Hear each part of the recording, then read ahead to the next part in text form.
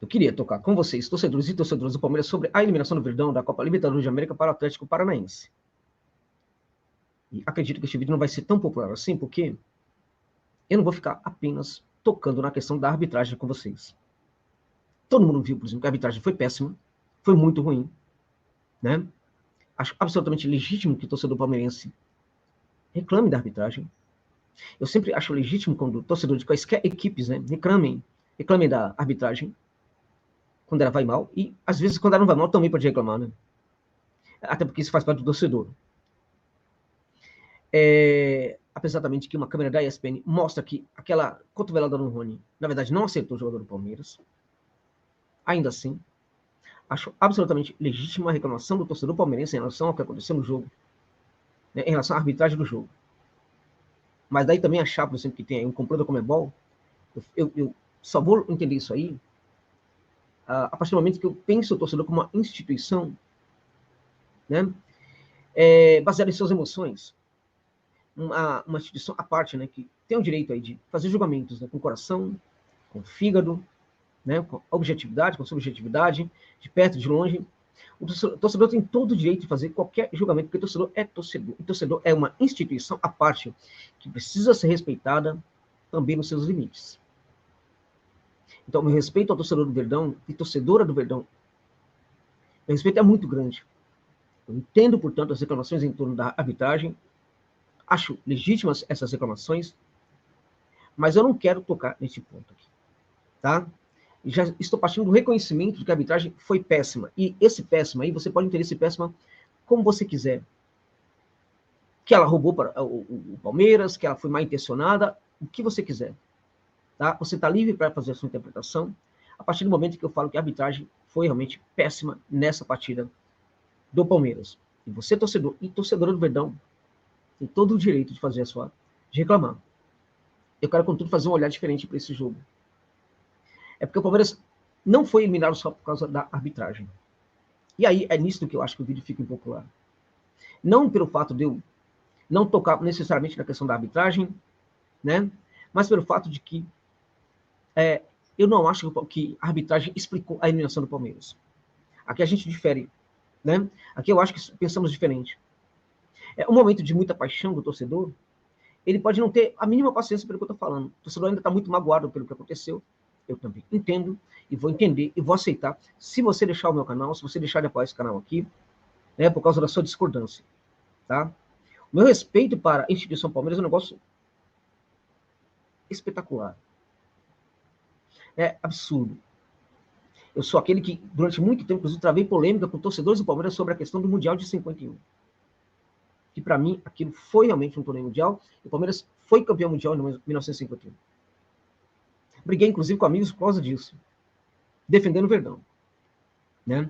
Meu respeito por essa instituição, que, para mim, é perseguida, até hoje. É uma instituição que parece, né, que muita gente não quer que o Palmeiras ganhe. A questão do técnico Abel, que é pego aí como bode expiatório aí. É porque ele é português, pratica um tipo de jogo, mas porque ele é do Palmeiras. Tudo isso aí. Mas quanto à eliminação do Palmeiras, eu acho que essa eliminação tem a ver com outros fatores também.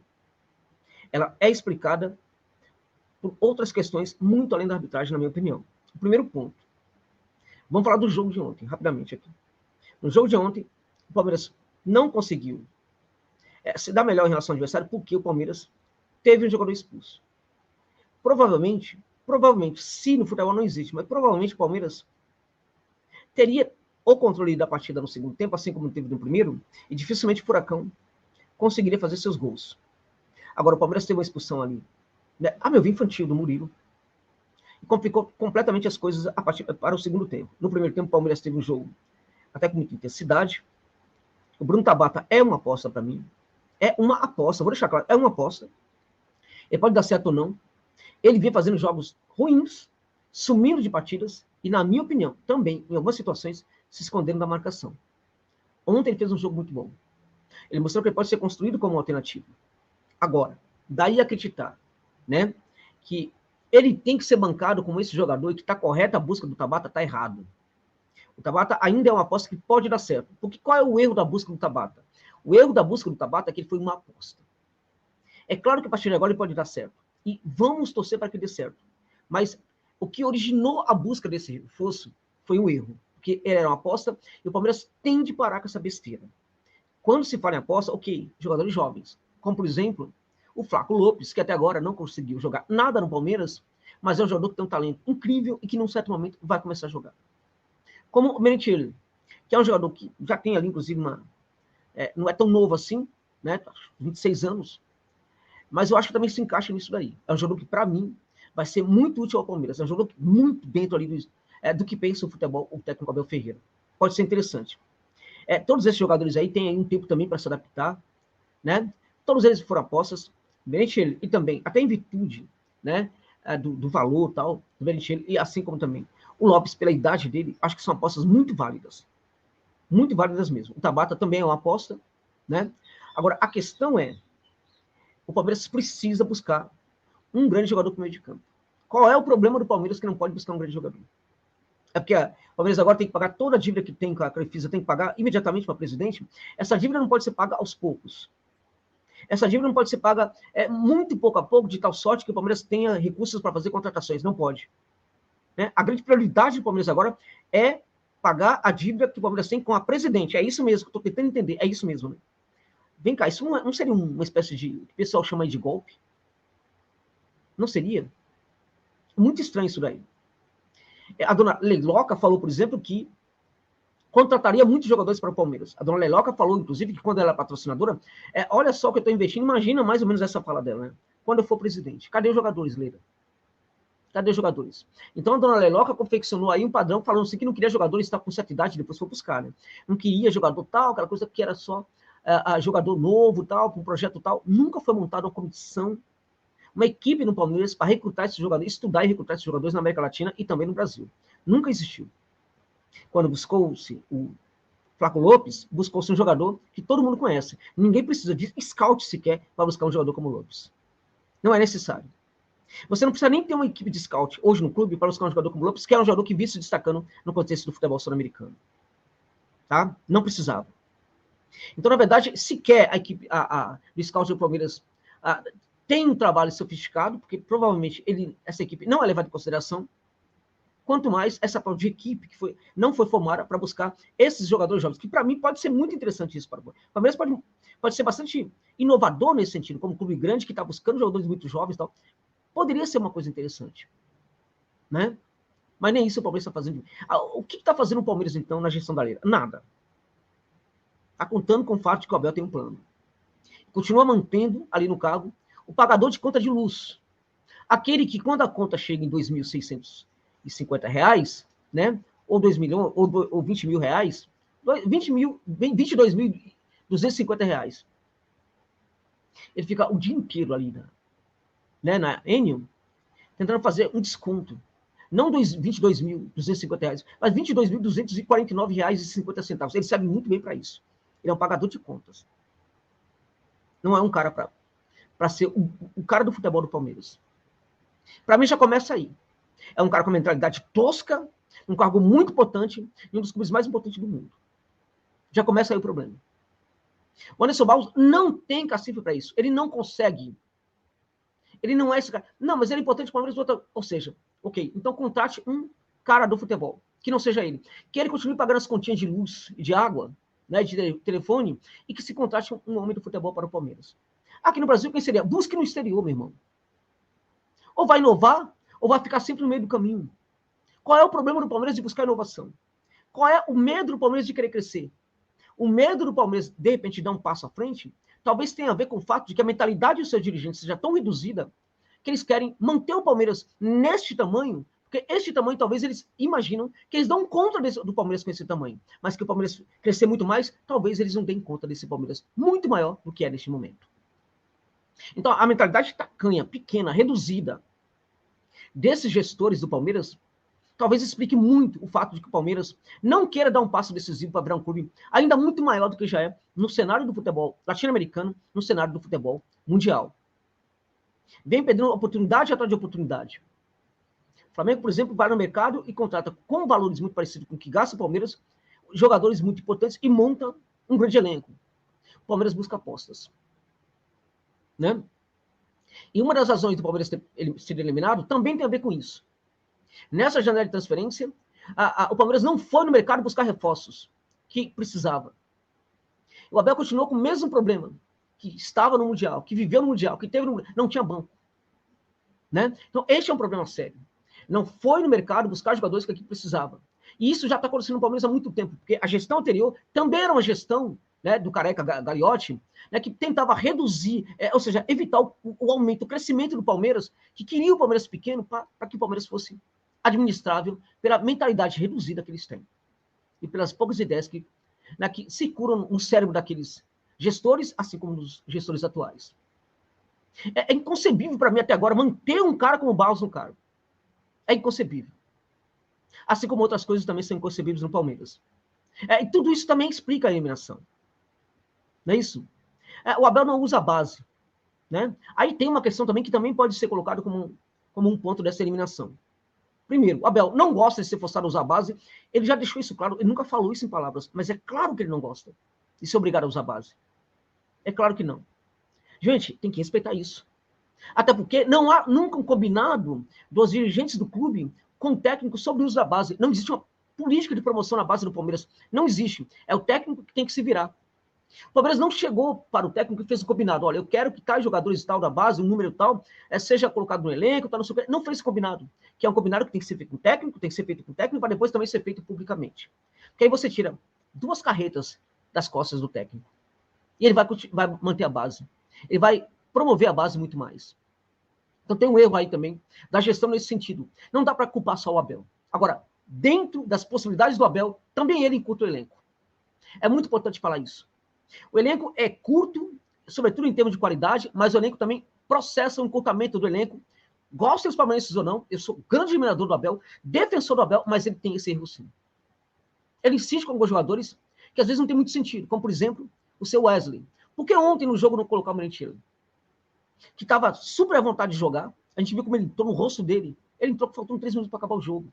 Por que ele não entrou no lugar do Wesley, que nunca joga bem quando entra, nunca faz nada de diferente quando entra, mas sempre é bancado pelo Abel? Né? Por que não levar o Endrick para o banco? Qual é o problema com o Endrick? Qual é a questão? Que o Endrick tem mais maturidade do que jogadores de 35 anos que o Palmeiras tem. O Endrick é um dos jogadores mais maduros que eu conheço no futebol brasileiro, com 16 anos. Ele é um monstro de jogador. Por que não levar o Endrick para o banco e não colocar, por exemplo, ali no segundo tempo dessa partida? Mas vai ali de repente pode fazer mal para o garoto, fazer mal para o Endrick. Tá de brincadeira. Vocês acham, por exemplo, se ele não fizesse nenhum gol, o torcedor ia ficar detonando o Endrick? Vocês acham isso mesmo? Você que é palmeirense, de verdade, você acredita nisso? Que se o Endrick não fizesse, entrasse ontem, não fizesse nenhum gol, o torcedor ia perder a paixão, o amor, o carinho pelo Endrick? Acredita mesmo nisso? É claro que não, gente.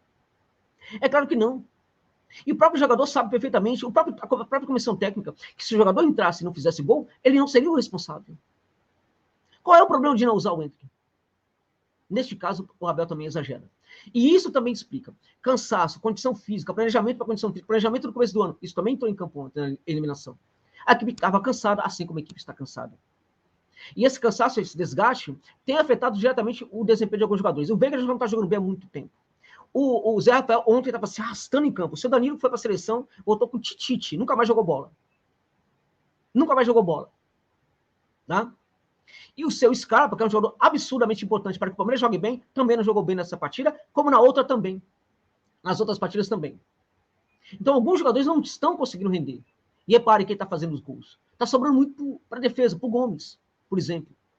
Porque os atacantes nem sempre conseguem resolver. Está todo mundo cansado no Palmeiras também. Então tem que reavaliar essa preparação física. Tem esse problema também entrando em campo, assim como o rendimento de alguns jogadores. Não é isso? Então tudo isso aí também explica a derrota do Palmeiras. O Palmeiras nos últimos 8 jogos, gente. 8 jogos, teve 2 vitórias. Uma derrota e 5 empates. Empatou 2 contra o Galo pela Libertadores de América. Né? Venceu o Corinthians por 1-0, fora de casa. Venceu o Goiás por 3-0. O resto foi derrota e empate. Isso não é a campanha do grande líder Palmeiras. Para mim, ainda a equipe mais competitiva que nós temos na América do Sul. Não é o rendimento que se espera dessa equipe. Que antes daquela partida contra o Galo, vencia todo mundo. Antes da primeira partida contra o Galo, que lá em Belo Horizonte teve sorte, Antes disso, vencia todo mundo. Depois dessa partida, nunca mais o Palmeiras foi o mesmo. O desgaste é evidente no Palmeiras. Isso também explica a derrota. O Palmeiras jogou com um homem a mais. Desde os 25 minutos do segundo tempo, lá na Baixada Curitibana. O Palmeiras não conseguiu, por exemplo, é um resultado melhor. Não conseguiu tirar vantagem do Atlético Paranaense. No jogo de ontem, o Palmeiras jogou com um a menos, né? O segundo tempo inteiro, e não conseguiu suportar a equipe paranaense. No jogo de ontem, chamou demais o Atlético. E aí acho que teve um erro também da comissão técnica, com todo o respeito que a comissão técnica me merece. Porque quando você chama um time que tem o Fernandinho organizando o jogo daquele jeito, não dá, gente. Não dá para esperar coisa boa. O Fernandinho teve o campo para jogar, totalmente livre. A estratégia foi, talvez tenha sido aquela que o Abel achou que funcionaria, mas eu acho que poderia relativizar um pouquinho aquilo ali. Chamou demais um time que tinha muito campo, com um grande organizador de jogo para fazer os passes. Foi um desses passes aí, por exemplo, que gerou o primeiro gol da equipe do Furacão. E quem estava na marcação? O Marcos Rocha. A gente está falando do Marcos Rocha. O Palmeiras continua com mais ou menos no lateral. O mais ou menos continua na lateral direita do Palmeiras. Ainda Marcos Rocha. Ainda Luan. Ou seja, o Palmeiras precisa de uma renovação no seu elenco. Remodelar esse elenco. Se livrar de alguns jogadores. Grandes clubes do mundo se livram de jogadores. Né? O Agüero era um grande jogador. O City não insistiu para ele ficar mais uma temporada. O Gabriel Jesus jogava demais no City. O City não insistiu para ele ficar. O City entendeu que naquele momento era bom se livrar dos jogadores. Ele está sendo muito feliz ali, no caso do Gabriel Jesus, numa outra equipe, no Arsenal, e a vida do City segue firme. Né? Então é muito importante também olhar para isso. Até hoje o Palmeiras é Palmeiras do Marcos Rocha, gente. E o Marcos Rocha é um jogador limitado demais. Ele sempre falha dentro da área na marcação. Não é de hoje, mas ele é o lateral ali do Palmeiras. E por que ele é o lateral do Palmeiras, na verdade? Porque o Mike até joga mais que ele, mas o Mike não consegue ser um lateral zagueiro na cabeça do Abel, tão importante como o Mike. E eu não entendo essa paixão do Abel por esse lateral zagueiro. Um cara que vai muito mal na bola aérea, um cara que tem um tempo de bola horroroso, um cara que sempre chega atrasado na marcação dentro da área quando o Palmeiras precisa. O Palmeiras também perdeu por causa disso. Porque, num certo momento, os dirigentes do Verdão foram ao Uruguai buscar um lateral esquerdo. Buscaram o Piquerez. Ao mesmo tempo, ninguém entendeu, apresentaram também o Jorge. Isso mesmo, o Jorge. Esse que não joga nada há muito tempo. Que não sabe marcar há muito tempo, desde quando nasceu pro futebol, e que antigamente jogava bem no ataque. Hoje nem isso faz mais. E já não fazia mesmo quando chegou no Palmeiras. E por que não buscou um lateral direito? Ninguém sabe. Então, tudo isso explica também a derrota do Palmeiras.